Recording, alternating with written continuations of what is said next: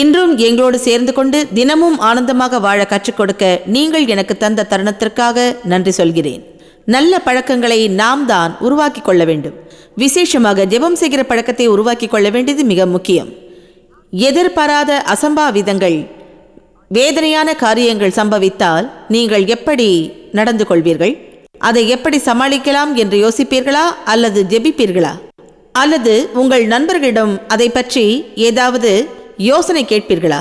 ஜெபம் செய்யும் பழக்கத்தை உருவாக்கி கொள்ள வேண்டியதன் முக்கியத்துவத்தையும் திறமையான கிறிஸ்தவர்களின் மற்ற பழக்கங்களையும் பற்றி நான் பேச இருக்கிறேன். நாம் சாகாமல் உயிரோடு இருக்கும் வரைக்கும் ஒரு சில காரியங்களை செய்ய வேண்டியது அவசியம். 2 காரியங்களை செய்ய வேண்டும். இதை தவிர மற்ற அனைத்தும் தேர்ந்தெடுப்பது. வேலை செய்ய தேவையில்லை, நண்பர்கள் இருக்க வேண்டியதில்லை, நாம் குளிக்கவும் தேவையில்லை, இன்றைய இந்த கூட்டத்திற்கு வந்திருக்க தேவையில்லை, காருக்கு பணம் செலுத்தவும் இல்லை, கடைசி வரை கார் இருப்பதில்லை, எனவே பணம் செலுத்த தேவையில்லை. இப்படி சொல்ல வேண்டாம். ஐயோ ஜெபிக்கணுமே, இல்லைன்னா தேவன் கோவப்படுவார். நீங்கள் இப்படி சொல்ல வேண்டும். தேவனோடு நேரம் செலவிட ஆவலாக உள்ளேன், அதனால் இந்த பொழுதை இனிமையாக துவங்குவேன். தேவனோடு ஐக்கிய நேரம் செலவிடாமல் வாழ முடியாது. தவறான மனநிலை தந்து சாத்தான் உங்களை கொள்ளையிடாமல் பார்த்து கொள்ளுங்கள். சங்கீதம் 5:3. தாவீது ஜெபவீரன் என்பதை நாம் அறிவோம். தேவனிடம் கேட்கிறான், என் வார்த்தையை கேளும் கர்த்தாவே, என் கூக்குரலுக்கும் அழுகைக்கும் செவி கொடும். என் விண்ணப்பத்தை கேளும் என் ராஜாவே தேவனே, உம்மிடம் நான் வேண்டுகிறேன். காலையில் என் சத்தத்தை கேட்பீர் கர்த்தாவே. காலையில் நான் உமக்கு நேராக வந்து ஆயத்தமாகி நீர் என் இதயத்துடன் பேசுவதை கேட்க உமக்காக காத்திருப்பேன். மிக அருமையானது. சங்கீதம் 6:9. கர்த்தர் என் விண்ணப்பத்தை கேட்டார், கர்த்தர் என் ஜெபத்தை ஏற்றுக்கொள்வார். தாவீது ஜெபித்தது மட்டுமின்றி தேவன் அதை கேட்டு அருளினார் என்று நம்பினார். தேவன் அதற்கு பதிலளிப்பார் என்றும் நம்பினார். தேவன் நம் ஜெபத்தை கேட்கிறார் என்றும் நம் ஜெபத்திற்கு நிச்சயம் பதிலளிப்பார் என்றும் நம்புவோம் என்றால் நாம் ஜெபம் செய்யாமல் இருக்கவே மாட்டோமே. தேவ வல்லமையை பெற்றுக்கொள்ளவும் நாம் தயங்கவே மாட்டோமே. 2 காரியங்கள் உண்டு. ஒன்று ஜெபிப்பது, மற்றது கவலை. 2ஐயுமே நாம் செய்கிறோம். ஆனால் ஒன்று தெரியுமா, அது ஜெபமே கிடையாது. வெறும் வார்த்தைகளை மட்டுமே பேசியுள்ளோம். விசுவாசத்தோடு நாம் ஜெபிக்கவே இல்லை. ஏனென்றால் விசுவாசிப்பதும் கவலைப்படுவதும் ஒன்றாக கிரியை செய்வதில்லை. கடந்த வாரம் ஒரு அருமையான செய்தியை போதித்தேன். கவலைப்படாதே, தேவன் கட்டுப்படுத்துவார். நாம் கவலையோடு வாழ வேண்டியவர்கள் அல்ல என்பதை நாம் புரிந்து கொள்ள வேண்டும். ஆனால் ஜெபிக்காவிட்டால் கவலைப்படுவதை தவிர வேறு கதி இருக்காது. ஜெபத்தின் வல்லமையை நாம் நம்பாவிட்டால் கவலைப்பட வேண்டிய நிலை வரும். ஒன்றிற்கும் பயப்படாமல் அனைத்திற்காகவும் ஜெபம் செய்ய வேண்டும். ஜெபிப்பதாலும் பாரத்தை அவர் மீது வைப்பதால் மட்டுமே நம்மால் ஆனந்தமாய் வாழ முடியும். நம்மால் எதை செய்ய முடியும், எது முடியாது என்பதை அறிவோம். முடிந்ததை செய்வோம், பொறுப்போடு கிரியை செய்வோம், பாரத்தை வைத்திடுவோம். என்னால் இயலாதது தேவனால் ஆகும். என்னால் முடிந்ததை எல்லாம் செய்த பிறகு இறுதியில் தேவன் மீது கவலையை வைத்து விடுவேன். ஜெபித்து தேவனிடம் ஒப்படைத்து விடுவேன். பிறகு அதை மறந்துவிட்டு ஆனந்தமாய் வாழ்வேன். தேவன் கிரியை செய்ய நான் காத்திருப்பேன். உங்களில் சிலர் சொல்கிறீர்கள், உணர்கிறேன், கவலை வருகிறது. நிறுத்துங்கள். ஓ, ஜெபம் செய்யும் போது தேவனை உணர்கிறேன். நான் ஜெபம் செய்யும் போது என் ஜெபம் இந்த கூரையை தாண்டியதை போலவும் எனக்கு தோன்றுவதில்லை. போகிறதா இல்லையா என்று பார்த்துக் கொண்டிருக்கிறது.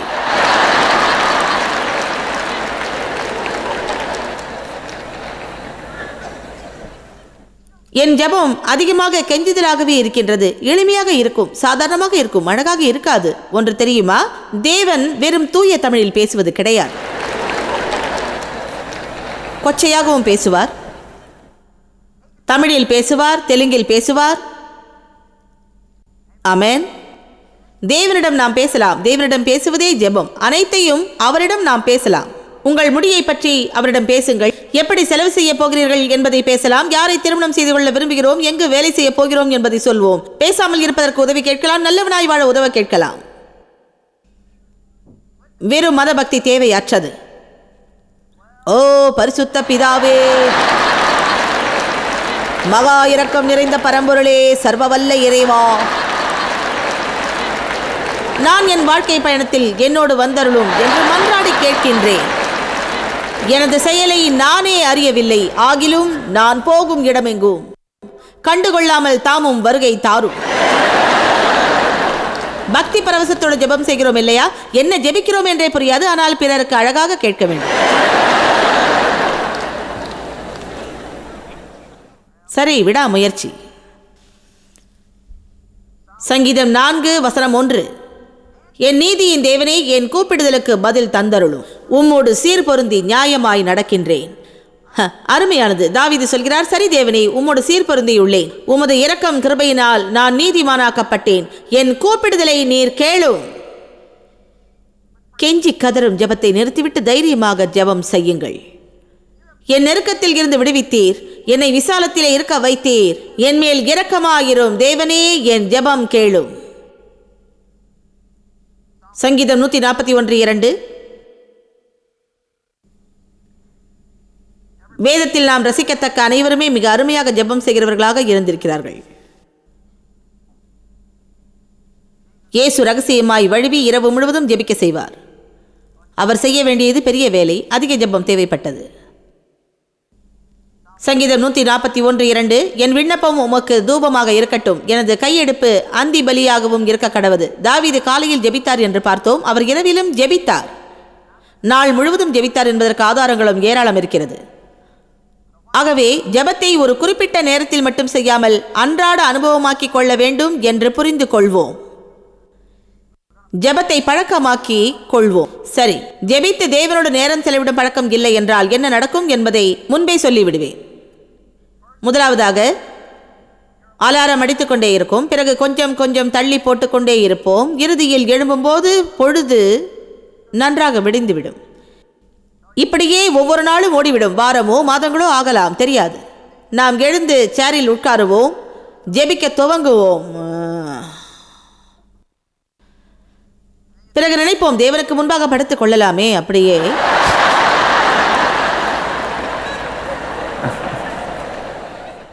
ஒன்று தெரியுமா? தீவிரமாக இருங்கள், எழும்பி நடந்து உலாவுங்கள். முழு இருதயத்தோடு நான் தேவனை தேடுவேன். ஜெபிக்கும் பழக்கத்தை உண்டாக்கிக் கொள்வேன். தேவனோடு நேரம் செலவிடும் பழக்கத்தை உருவாக்கிக் கொள்வேன். ஒரு போதகர் சொன்னார், காலையில் ஜெபிக்கும் பழக்கத்தை உருவாக்கிக் கொள்ளும் போது தூக்கம் களைவதற்காக குளியல் தொட்டி நுனியில் நின்று கொண்டே வேதம் வாசிப்பாராம்.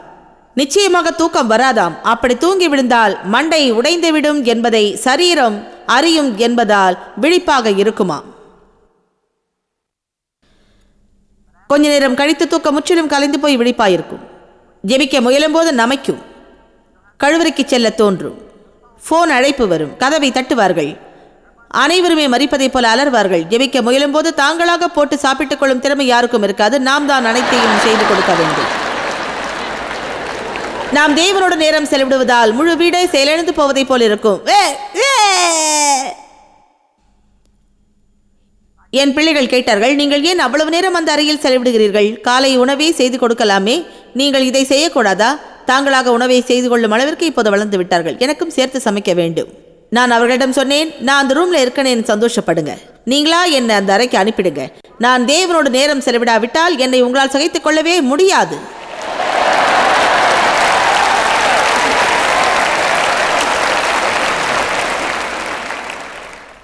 ஜபத்தை பற்றி பல அருமையான காரியங்கள் இருக்கின்றது. தேவ வார்த்தை பற்றி வல்லமையோடு இருக்க விரும்பினால் வாழ்க்கையை முழுவதும் கற்றுக்கொள்ள வேண்டும்.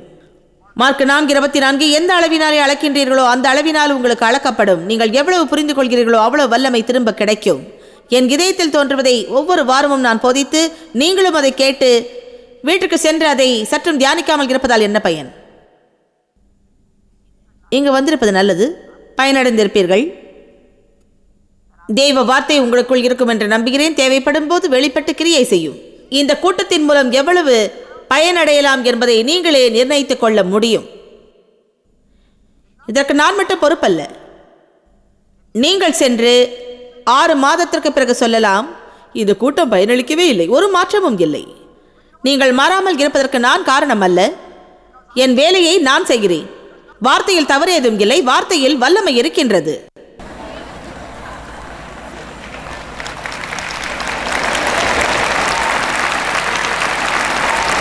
நீங்கள் கேட்கும் சத்தியத்தை எந்த அளவிற்கு ஆராய்ந்து புரிந்து கொள்கின்றீர்களோ அந்த அளவிற்கு தான் ஆற்றலும் அறிவும் உங்களுக்கு உண்டாகும். வல்லமையே ஆற்றல். வல்லமை இயேசுவில் இருந்த ஆற்றல் சென்று குணமாக்கியது. உங்கள் வாழ்வில் வல்லமை வேண்டுமானால் தேவ வசனத்தை கற்றறிய முற்பட வேண்டும். வேதம் சொல்கிறது, இரவும் பகலும் வேதத்தில் தியானமாக இருந்தால், தாவீது சொல்கிறார், இரவும் பகலும் தேவ வேதத்தை தியானிப்பது நம் இயல்பாகிவிட வேண்டும் என்று. அதாவது நம்முடைய மனதிலே தேவ வசனத்தை தொடர்ந்து தியானித்துக் கொண்டும் முணுமுணுத்துக் கொண்டும் இருக்க வேண்டுமாம். கொடு, அப்போது உனக்கு கொடுக்கப்படும். அமுக்கி குலுக்கி சரிந்து விழும்படி உங்களுக்கு கொடுப்பார். வசனத்தை சொல்லிக்கொண்டே குளிக்கலாமே, வசனம் சொல்லிக்கொண்டே வாகனம் செலுத்தலாம். இந்த வாரம் நீங்கள் கேட்ட வசனத்தை அடுத்த வாரமும் மனதில் தியானித்துக் கொண்டே இருக்கலாமே. அது மட்டுமல்ல, அதை எழுதி கண்ணாடியில் ஒட்டி வைக்கலாமே, வீட்டில் 4-5 இடத்தில் ஒட்டி வைக்கலாமே, எங்கே திரும்பினாலும் பார்த்து கொள்ளலாமே. இப்படித்தான் நம்முடைய பங்கை செய்து பெற்றுக்கொள்ள முடியும். திறமை வாய்ந்த கிறிஸ்தவர்களாக இருக்க வேண்டும் என்றால் தேவனோடு தரமான நேரம் செலவிடும் பழக்கத்தை ஏற்படுத்திக் கொள்ள வேண்டியது அவசியம். வேதத்தில் நேரம் செலவிட வேண்டும், ஜெபத்திலும் நேரத்தை செலவிட வேண்டும். அடுத்து நான் பரிந்துரைக்கும் பழக்கம் என்னவென்றால், சுத்த மனசாட்சியோடு வாழும் பழக்கத்தை உருவாக்கி கொள்ள வேண்டும். நல்லது. அப்போஸ்தலர் 24:16 குற்ற மனசாட்சியை விட மோசமானது இல்லை. நாள் முழுதும் மனதிலே குற்ற உணர்வோடும் குற்ற மனசாட்சியோடு கூனி குறுகி வாழ்வதை விட வேதனையானது வேறு எதுவும் கிடையாது. நாம் தவறு செய்து விட்டோம், நாம் அதை உடனே சரி செய்து சீர்பொருந்தி விட வேண்டும். நீங்கள் பிறரிடம் சென்று மன்னிப்பு கேட்க வேண்டியதிருக்கலாம், மனம் திரும்ப வேண்டியதிருக்கலாம், உன் வாழ்க்கையில் நீ சரிப்படுத்திக் கொள்ள வேண்டிய காரியம் இருக்கலாம். நாம் மிக எளிதாக பழி சுமத்தி சாக்குப்போக்கு சொல்லி ஓடி ஒளிந்து கொள்கிறோம். இதற்காக தேவன் நம்மை அபிஷேகம் செய்யவில்லை, நம் வாழ்வில் தவறுகளை சீர்படுத்திக் கொள்ளவே நம்மை அபிஷேகம் செய்கின்றார். பவுல் சொல்கிறார், அப்போஸ்தலர் 24:16, நான் என்னை ஒழுக்கப்படுத்த பிரயாசப்படுகிறேன். என்ன சொல்கிறார்? பழக்கப்படுத்துகிறேன். நான் என்னை ஒழுக்கப்படுத்த பிரயாசப்படுத்துகின்றேன், சரீரத்தை ஒடுக்குகிறேன், என்னையே புறக்கணிக்கின்றேன். சொல்லுங்கள், என்னை நான் புறக்கணிப்பேன். உலக பாசங்களை அழித்து சரீர ஏக்கமும் உலக ஆசைகளை எல்லா விதத்திலும் நான் வெறுப்பேன். சிலவற்றில் மட்டுமல்ல, அனைத்திலேயும். கரையற்ற அசுத்தமற்ற நிலையான சுத்த மனசாட்சியோடு தேவனுக்கும் மனுஷருக்கும் முன்பாக இருப்பேன். வாவ்! பிரயாசப்படுகிறேன் என்கிறார் பவுல். சுத்த மனசாட்சியோடு இருக்க நான் பழகிக் கொள்கிறேன். நீங்கள் இங்கு வருவதற்கு முன்பு வீட்டில் யாரையாகிலும் புண்படுத்தி விட்டு அதை சரி செய்யாமல் ஒப்புரவாகாமல் அந்த குற்ற உணர்வோடு இங்கு தேவனை ஆராதிக்க முயன்றிருப்பீர்கள் என்றால் மிக கஷ்டப்பட்டு இருப்பீர்கள் என்பதை அறிவீர்களா? ஆராதனை வேளையிலேயே நீங்கள் சென்று அவர்களை போனில் அழைத்து, நான் உன்னை காலையில் புண்படுத்தி விட்டேன், தயவு செய்து என்னை மன்னித்து விடு என்று கேட்டு விடுவதே உங்களுக்கு நலமாக இருக்கும். மன்னிப்பாயா? மன்னிக்கிறேன், மிக்க நன்றி தேவனே, நீரும் என்னை மன்னியும். அப்படி நடந்து கொள்ள விரும்ப மாட்டேன். பிறகு உள்ளே வாருங்கள். வேதம் சொல்வதென்ன? நீங்கள் காணிக்கை கொண்டு வரும்போது உன் சகோதரன் பேரில் உனக்கு ஒரு குறை உண்டு என்று அறிந்தால் நீ போய் அவனோடு ஒப்புரவாகிவிட்டு பிறகு வந்து தேவனை தொழுது கொள். ஏன் தெரியுமா? குற்ற உணர்வோடு தேவனை ஆராதிக்க கூடாது. அசைந்து பாடலாம், ஆனால் ஆராதிக்க முடியாது. அநேகர் அழகாக அசைந்து பாடுகிறார்கள், ஆனால் அவர்களுக்கு குற்ற உணர்வு இருப்பதால் உண்மையாக தேவனை ஆராதிக்காமல், தேவனோடு தொடர்பில்லாமல் ஆராதனை வேளையில் இங்கிருந்து நேரத்தை வீணாக்கி கொண்டு இருக்கின்றார்கள்.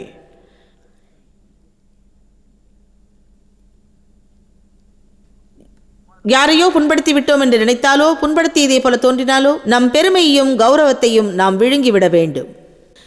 நாம் அவர்களிடம் சென்று சொல்வது சிறந்தது, நான் அப்படி பேசினேன் அல்லவா, உங்களை புண்படுத்த அல்ல, புண்படுத்தி இருந்தால் என்னை மன்னித்து விடுங்கள். நான் நடந்து கொண்ட விதம் தவறுதான், என்னை மன்னித்து விடுங்களேன். தவறு செய்துவிட்டேன் என்று சொல்வதில் நாம் முதலில் தேர வேண்டும். நான் தவறு செய்துவிட்டேன் என்று சொல்ல தயங்குவது ஏன்? எப்போதுமே பிறர் மீது பழி சுமத்தவே நாம் விரும்புகின்றோம். நான் செய்தது தவறுதான், ஆனால் நீ என் சாக்ஸை எடுத்ததால் தான் நான் அப்படி செய்தேன் தெரியுமா? சாக்ஸை வீட்டில் எங்கே யார் போட்டாலும் நான் கண்டுகொள்ள மாட்டேன். சண்டை போடுவதற்கு இது காரணம் அல்ல. ஒருவர் தவறு செய்ததால் அதே தவறை மற்றவரும் செய்ய அதிகாரம் உண்டு என்றாகிவிடாது. இது போன்ற சூழ்நிலைகள் அனைவருக்குமே வரும். என்னை மிக கோபமடைய செய்யும் ஒருவரோடு நான் இப்போது இடைப்பட்டுக் கொண்டிருக்கிறேன். கோபம் வெளிப்படும் முன் அவர்கள் போய்விட வேண்டும் என்று ஜெபிக்கலாம். ஆனால் அவர்களைப் போல இன்னும் 2-3 பேர் வந்து விடுவார்கள். இது எனக்கு தேவையில்லை என்று நினைக்கலாம். இந்த சோதனை மிக அவசியம். ஏனென்றால் நம்மில் இருந்து எது வெளிப்படுத்துகிறது என்பதை நாம் தெரிந்து கொள்ள முடிகிறது. நம்மில் மறைந்து புதைந்துள்ள சுபாவம் பயம் வெளிப்படுகிறது. சில சமயங்களில் பலவிதமான சுபாவம் கொண்டவர்களோடு பழகுவது நமக்கு கடினமாக இருக்கிறது. ஏனென்றால் அவர்கள் ஆதிக்கம் செய்பவராக இருக்கலாம். இந்த சுபாவம் உள்ளவர்களால் சிறு வயதில் பாதிக்கப்பட்டிருக்கலாம். எனவே அவர்களை வாழ்நாள் எல்லாம் தவிர்க்கவே நாம் விரும்புவோம். நாம் பிறரை தவிர்ப்பதை தேவன் விரும்ப மாட்டார். நாம் அவர்களை ஆறுதல் படுத்தவே தேவன் விரும்புகின்றார். தேவன் என்ன செய்வார்? அப்படிப்பட்டவர்களை நம் வாழ்வில் தொடர்ந்து இணைப்பார். தேவ வல்லமை கொண்டு நாம் அதை மேற்கொண்டு அவர்களோடு இதமாக பழகும் வரை அப்படிப்பட்டவர்களை தேவன் நம்மிடம் சேர்த்து கொண்டேதான் இருப்பார். இறுதியில் நாம் யாருக்கும் எதற்கும் பயப்படாத ஒரு உயர்நிலையை அடைந்து விடுவோம். அனைத்தையும் லாபகமாக கையாளவும் விருப்பு வெறுப்புகளின் மீது பழி சுமத்தாதிருக்கவும் நாம் கற்றுக்கொள்ள வேண்டும். சாக்குப்போக்கையை நிறுத்துவோம்.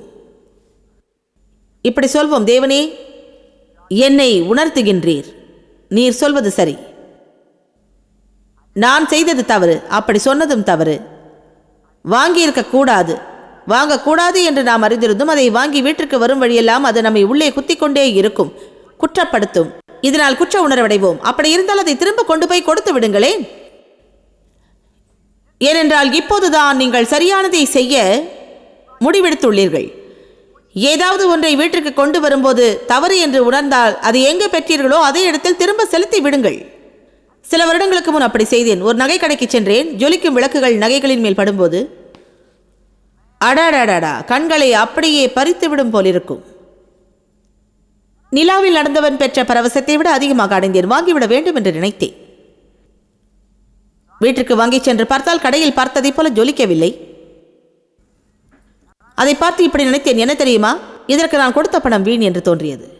வீட்டுக்கும் அதை வாங்கி வந்து விட்டேன். இப்போது இதை என்ன செய்வது என்று யோசித்தேன். இதை திரும்ப கொடுக்க சங்கடம். ஏனென்றால் நான் ஆவிக்குரியவள் என்று என்னை மதிக்கும் நண்பரிடமிருந்து வாங்கியிருந்தேன். அவர் எப்படி என்றால் தேவ சத்தத்தை கேட்கிறேன் என்று என்னை மிக அதிகமாக மதிக்கின்றவர். இப்போது நான் அவரிடம் சென்று தேவன் சொல்வதை சரியாக கேட்காமல் இதை வாங்கிவிட்டேன் என்று சொல்ல போகிறேன்.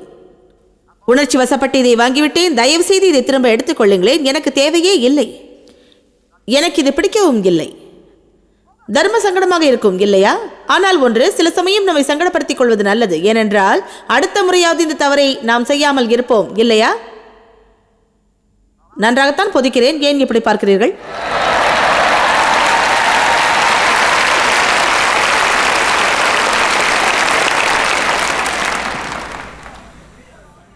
சரியானவற்றை தேர்ந்தெடுக்க தன்னால் இயன்றதை பவுல் செய்தார்.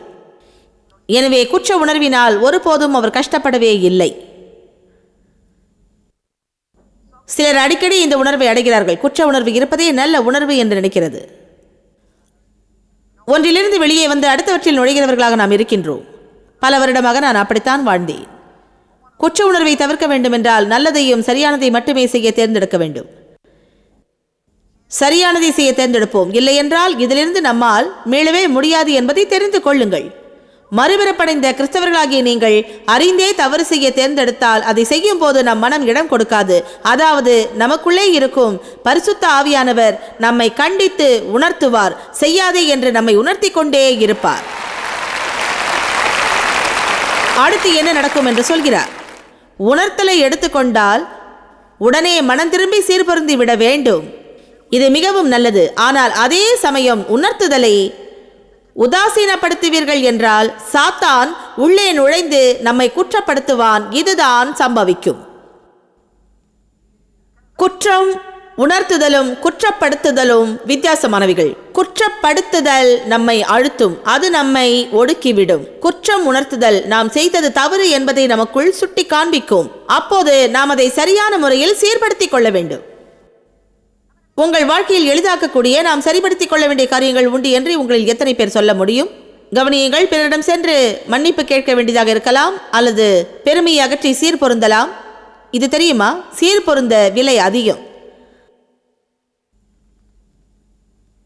தவறு செய்துவிட்டேன் என்று நான் நினைப்பது உனக்கு தெரிந்துவிடக்கூடாது, ஏனென்றால் நீ என்னை ஏளனமாக பார்ப்பாய். சரி, அதை பேச வேண்டாம். குற்ற மனசாட்சி விசுவாசத்தை தடுக்கும். உறுதியான விசுவாசத்தோடு ஒன்றை உன்னால் செய்ய முடியவில்லை என்றால் செய்ய வேண்டாம். ஒன்றை செய்து முடித்ததும் சமாதானம் இல்லை என்றால் அதை நீங்கள் செய்ய வேண்டாம். நீங்கள் ஏற்படுத்திக் கொள்ள வேண்டிய மூன்றாவது பழக்கம் என்னவென்றால் விசுவாசத்தோடு ஒவ்வொரு நாளாய் வாழ்வது. வாவ்! நாளைய கிருபை இன்று கிடைக்காது. நாளைய கிருபை நாளைக்கு தான் கிடைக்கும். என்ன ஆகுமோ? ஒருவேளை அடுத்த வாரம் வேலையை எழுந்துருவேனோ? ஒன்று தெரியுமா? வேலை இருக்கும் அல்லது பறிப்போகும். அதற்காக கவலைப்படுவதாலோ வாரம் முழுவதும் யோசிப்பதாலோ ஒரு பயனும் இல்லை. கவலை அங்கலாய்ப்பில் செலவிடும் நேரத்தை ஜெபிப்பதிலும் விசுவாசிப்பதிலும் செலவிடலாமே.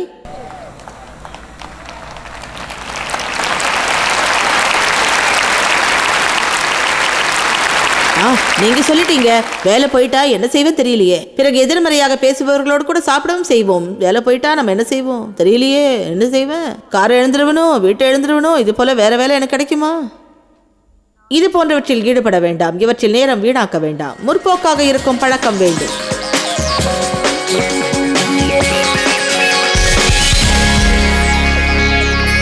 திறமை வாய்ந்த கிறிஸ்தவர்களாக இருக்க வேண்டும் என்றால் பல முக்கிய பழக்கங்களை நாம் உருவாக்கி கொள்ள வேண்டியது மிக அவசியம். அதில் ஒன்று தேவனோடு ஐக்கியமாக நேரம் செலவிட வேண்டியது ஆகும். இது வாழ்க்கையை மாற்றும். இதை செய்வது உங்களுக்கு கடினமா? இது உங்களுக்கு கடினமானது அல்ல. அனைவருக்குமே இந்த விஷயத்தில் பிரச்சனை இருக்கத்தான் செய்யும். நாம் தேவனோடு நேரம் செலவிடாதபடிக்கு சாத்தான் நம்மை தடுப்பது சகஜமான ஒன்றுதான். ஏனென்றால் நாம் தேவனோடு நேரம் செலவிடுவதனால் திறமை வாய்ந்தவர்களாகவும் செழிப்பு உள்ளவர்களாகவும் வல்லமை நிறைந்தவர்களாகவும் மாறிவிடுவோம் என்பதை அறிவான். தினமும் தேவனோடு நேரம் செலவிடுவோம். இன்று செய்ய வேண்டிய காரியத்தை நாளை நீங்கள் செய்ய முடியாமல் போய்விடலாம். இன்றே தீர்மானம் எடுத்துவிட்டால் நாளை அந்த காரியத்தை குறித்து வருத்தப்படவே வேண்டாம். நான் நினைக்கிறேன் இந்த தகவலை பெற்றுக்கொண்டு இந்த போதனையை மீண்டும் மீண்டும் நீங்கள் கேட்டால் பெருத்த மாற்றம் அடைவீர்கள்.